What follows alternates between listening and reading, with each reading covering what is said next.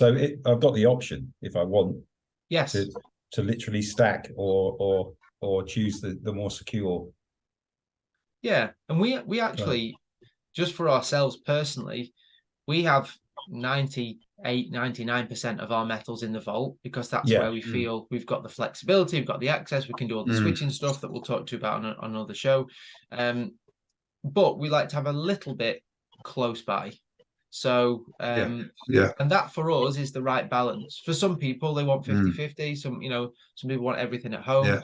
You've got to look at what your priorities are and what your preferences are, and then go with that. But we always say, whatever you do, do it with your eyes open. So there's no surprises. We've had enough surprise over the last few years. We don't need any more. So if you're holding metal in your home, in your hand, you're a little bit on your own. If you want to sell them, you've got to find someone to sell them to. You've got to work out what price they're going to give you. You've got to navigate that back end part of the journey. And most people that come to us don't think about that, Adam, do they? Most people that come to us don't think of selling it at the back end. They don't really. They don't even go there. So we start with the end in mind and say, right, what's the exit look like, or potential exit, or what are the options, and we work it backwards from there. Really good. I mean, me personally, Dave, it's just 6 months worth of expenses in metals in my hand, and that's it, no more. 6 months worth of expenses. Yeah. If that's something that other people can use as a template, then, and also cash, even though we don't like cash, I think it's a good idea to have some cash too. But that's just something that we work off, Good to have some cash at hand, you mean? Yeah. Yes. Again, we're not talking. It's just covering bases. It's covering bases, isn't it? It's covering worst case scenarios, as many as possible. So you've got peace of mind that you've covered that, you've covered that. Yeah, because you're right about the out. I bought some silver and I hadn't thought, what do I do with these coins when it comes to the crunch? What I'll do is probably end up getting ripped off. Probably. Yeah. Well, by having them in the vault, we've essentially secured the best price when we sell.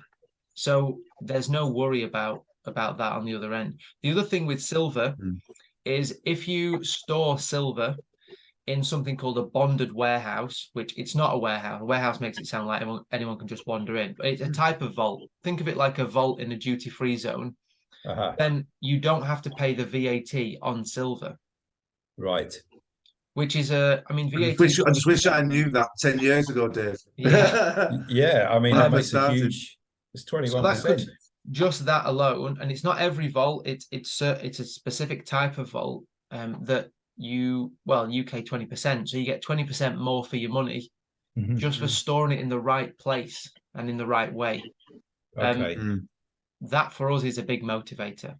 As long as the silver stays there and it doesn't leave the vault ever, but it doesn't need to leave the vault. You can buy and sell it, and it doesn't need to leave there. Yeah. All right. You will not pay VAT legally. Yeah. Legally. What was I thinking the other? I was thinking about the other day.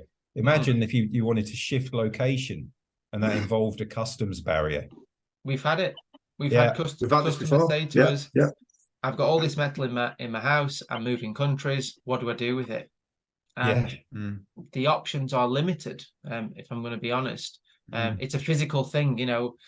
You've got to shift it, and with the value, you've got to shift it securely. Whereas when you've got metals in vaults that aren't where you are, then you go where you like. It literally doesn't matter. Exactly. Yeah. Okay. I think there's so many benefits to it, isn't there? I was just gonna tease with one thing is, let's say you have got all this silver in the vault, and I think we talked about it, Lee, last time. Just we mentioned it briefly. Let's say you've got all this silver and you've not paid the VAT because it stayed in the vault. If you were to get it delivered, the day that it comes out of the vault, the VAT would be due, and it would be due at the value on the day that it comes out, not the day that you bought it. So you could end up paying more tax when you bring it out than you did on the day you bought it. We have an option to switch between metals. So in that scenario, if we wanted our metals delivered and we had silver, we would switch our silver to gold. Nothing's left the vault. We just switch our ownership of silver into gold, and we will get the gold delivered. And then there's no VAT at all to pay because gold doesn't have VAT. It's a physically smaller volume. The value is going to be the same, but physically smaller volume. So delivery is going to be easier as well. So there's no VAT on gold. Okay. No VAT on gold, yeah. Didn't know that. Yeah, so you can, it's the white metals, silver, palladium, and platinum that have VAT, but not on gold. Okay.